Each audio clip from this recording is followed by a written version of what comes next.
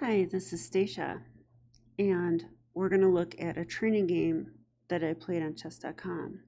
So, I'm rated 1699 before this game, so looking to break 1700. My opponent was rated 1690, so let's have a look. He played e4, I went e5, he went knight f3, I went knight c6, and then he played bishop to b5. This is the Roy Lopez opening. Strategically complex, threatening to maybe take the bishop, followed by taking the pawn, but it's a little bit trickier than that. He actually can't do it right away. That's why I like a6. This is the move played by Paul Morphy. He retreated the bishop. I played knight f6. We're both playing our moves instantly so far, because this is all book. He castled. Here I like bishop e7. I'm trying to get a martial attack. Rook e1. Now that the pawn is defended, we need to defend our pawn. He really is threatening. Bishop takes knight, pawn takes, and knight takes pawn. So b5 is the usual response, kicking the bishop. The bishop must move, and only then do I castle. Now the bishop can't take the knight because it's on b3. c3 was played, and I was rather happy to see this because I am going to get my marshal. Now, people can play the anti-marshals too, but I did go ahead with d5. This is the main move to get a marshal attack in this exact position. He took instantly, so I guess he's seen this. So I played knight takes. Yeah, and this looks funny because it's like you're allowing them to take the pawn, and in doing so, the rook is uncovered on this pawn, which is now attacked twice. So that's why d5 loses a pawn, but you can play this in gambit style. So takes, knight takes, takes, and now I take back, and rook takes e5. Now, in this effort to win a pawn, white has given up their defender of their king, and the rook is weird. The rook doesn't necessarily belong on e5, so we can even take time out and play c6. It's probably the only move, actually. My opponent played d4, and now I went bishop to d6. Now we are still playing instantly, which is kind of surprising to me. I usually know openings better than, well, I guess this is one of my newer openings, so I can't say that, but I attacked the rook. He went back here. I played queen h4. He went g3. This is the main move. Queen h3. And then he took the knight. Okay, so taking the knight is an unusual move, but he played it instantly. And we both were playing instantly. Yeah, and the psychology of that is I start to get really annoyed. Yeah, and that's something maybe that I need to work on. I need to be more objective. But it's not uncommon to run into players like this that play every move instantly. Like, it's going to happen to me more. So I need to remember that when that does happen, I should, number one, objectively try to play a little faster. Number two, just stay calm. Take a couple deep breaths if I need to. I've got plenty of time. It's fine. And stay objective and play the position. I mean, when someone plays instantly, one thing you can do is wait for them to mess up, because often these types of players will make second-rate moves, and you can find ways to punish that. And that's what this opponent did, actually, because taking the knight in Jan Gustafsson's video series, which I have on the marshal, he says that we should never worry about bishop takes knight, that this pawn structure is totally fine, and that white might regret giving up their light square bishop. Okay, so we're going to check the opening book. The main move is actually bishop to e3, which I didn't know. I knew rook e4 was a move. See, rook e4 is interesting because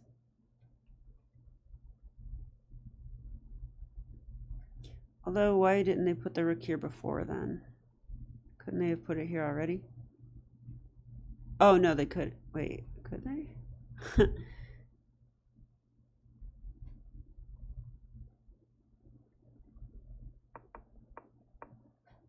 Like, I was wondering, if you're going to play rook e4, why not do it now? But there, maybe bishop f5. Yeah, bishop f5.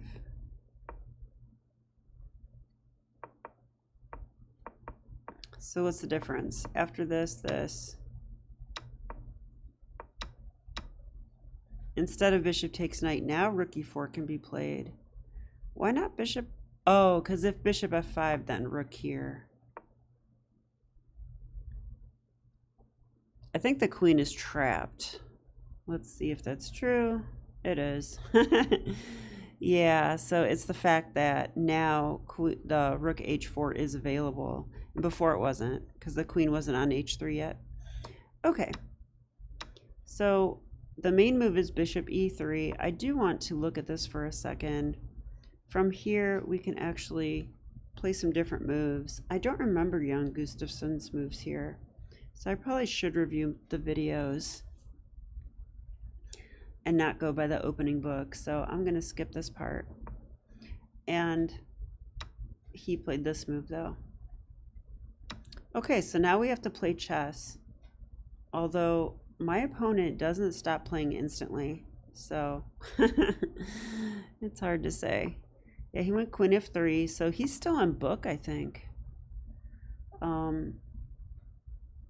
He's just still on book. He knew this line farther than me, 16 moves deep. So that's unfortunate. Sometimes that happens, though. All right, so here I wasn't sure what to play. I was thinking about bishop g4 or bishop f5. Bishop f5 I thought was interesting because maybe I'm going to go bishop e4 here. I thought he could play knight e2, or knight d2 I mean. But then this kind of disrupts the development scheme because the bishop would be trapped and I can go, I was thinking rook f to e8. I'm going to turn on the engine. Wow. Yeah, this is better for black. Amazing. He can go rook f1 or rook e3, but this is better for black. So if rook f1, that's just kind of a sad move. I think that's why that's not good. Rook e3 is interesting. So we take, and if he takes with a pawn, this is weaker now.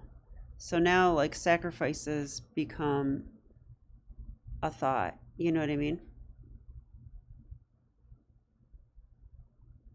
But I wonder if white might be threatening g4 here. Because if he does that, I think I have to, oh no, I would take it with check. That would be fine. Sorry. Yeah, we should just play rook e8, get all our pieces in the attack. Now we're on this weakness.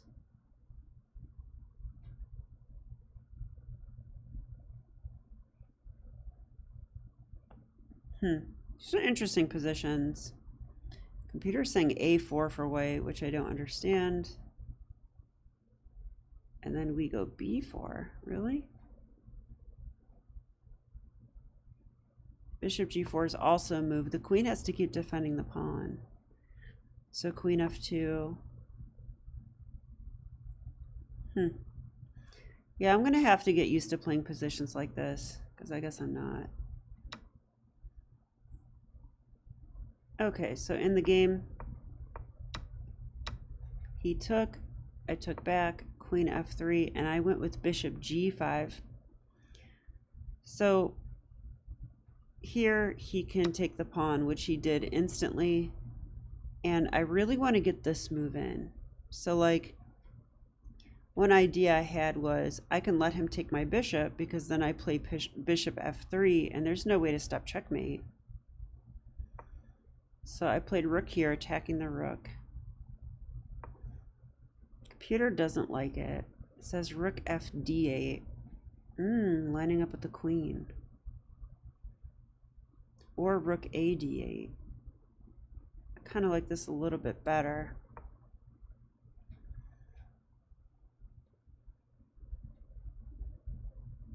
So now I'm threatening to take on g3.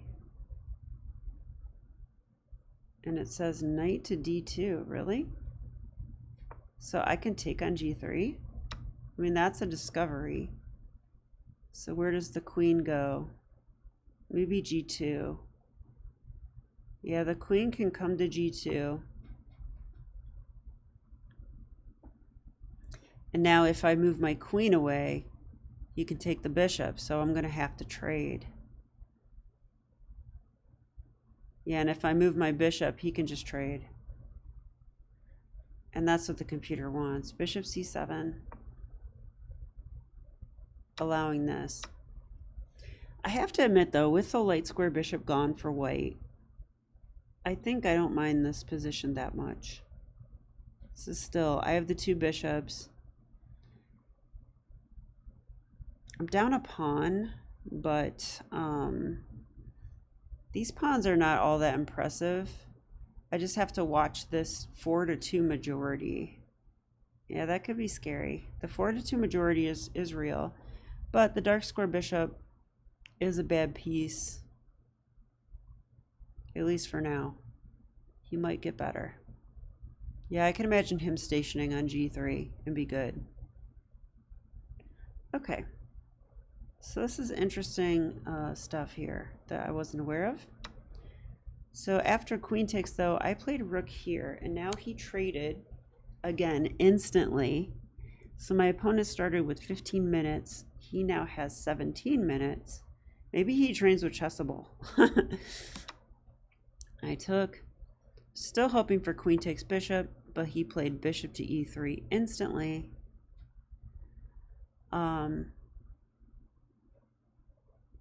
Yeah, and here I was getting nervous because I think he's still in book. Let's see if that's true. Is this still a book line? I mean, there's only 4 games after queen takes d5.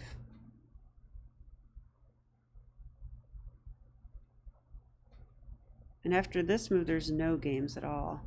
But yet he took instantly, played bishop e3 instantly. Yeah, I went with h5. I did not know what to do here.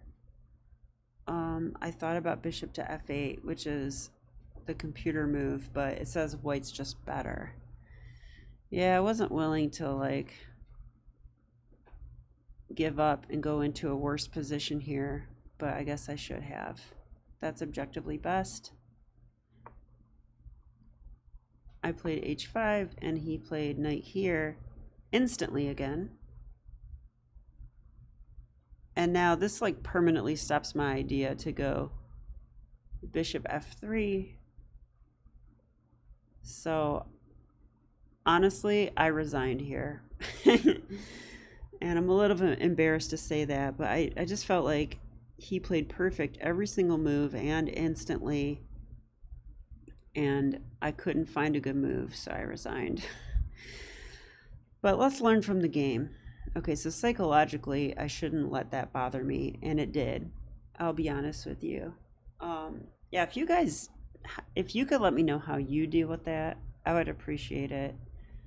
Because, I mean, we're 20 moves deep, and my opponent played every move perfect and instantly.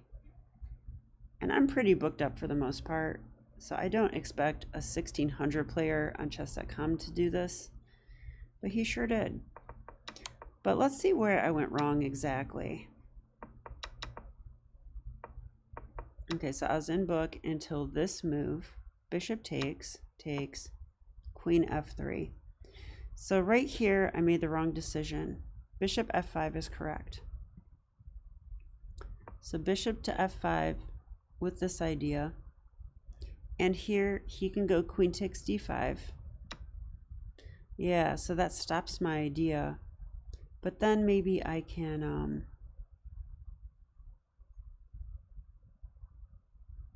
computer says rook f to e8.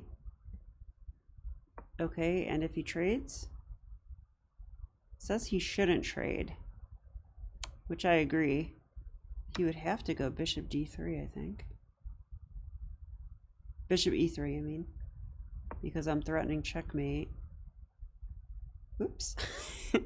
The drunken rook. Okay, no, that would be the move. And so that blocks it. And then it says go bishop e4. This looks pretty good.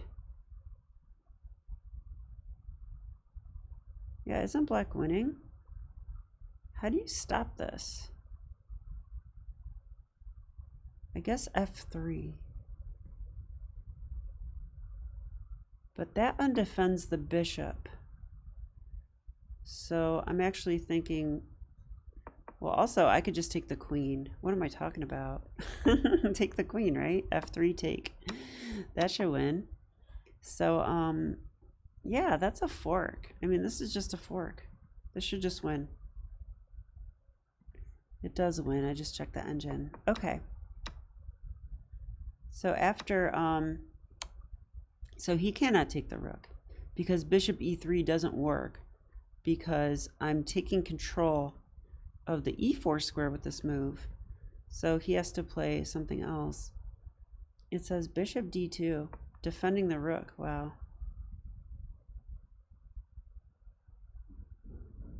And the rook and the bishop still have control of this square. Now it says play rook a d8.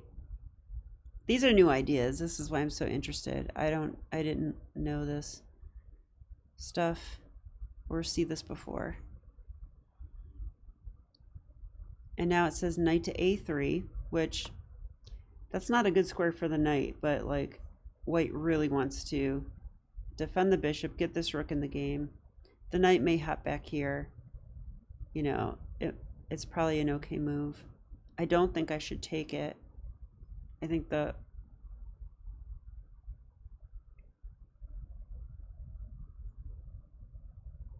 yeah, if I try to do this discovery, then white trades rooks. I thought. Oh, actually, they don't have to. I see why I can't take. Because they take here, and if I take the queen, they play checkmate. So I have a back rank issue. But I wouldn't take that knight anyway. I should try to keep the two bishops. Yeah, and here it says we just have to play chess. Like it wants bishop e6.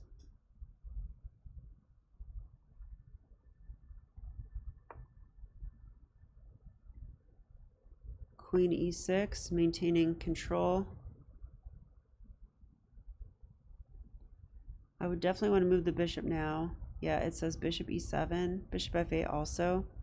Because now the rook defends this square. We really want to take control of this diagonal, and especially the g2 square. So that's why we're fighting for these light squares. We don't want to trade queens. Queen f5. Yeah, these games are interesting. And I feel like they're kind of hard to play because you have to maintain the pressure as black. But, so, okay. So if we go back now, we can see that bishop g5 was a little bit of a mistake. He can take the pawn. I think bishop f5 with the idea of here is better. And then when he takes, we can actually challenge the rook now because bishop e3 fails due to bishop e4.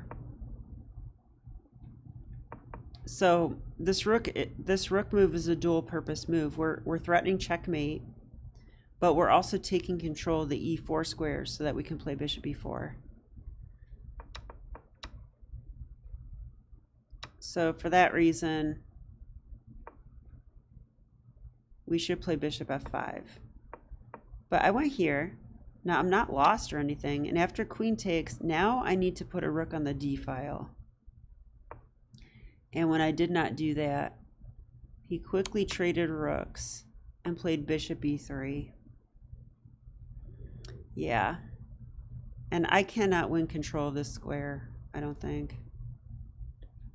I would love to play queen h5, but the queen is actually guarding that square. Yeah, and even here the computer wants to change its mind, or move the rook again and play rook d8. So I think here I'm just worse. And I played h5, which is a try at least. Bishop f8 is the move the computer gives, but if you play bishop f8, you're kind of saying like, okay, my attack failed, I'm worse, and I'm probably losing, and I'm just going to suffer now. So it's hard to make a move like that, especially when your opponent's playing instantly every move. So I went for h5, but knight d2 is a good move, guarding this square. Now I'm never playing this move. He's actually threatening to take the bishop now, because that was my idea before, like queen there, bishop here. But now that would be met by knight takes.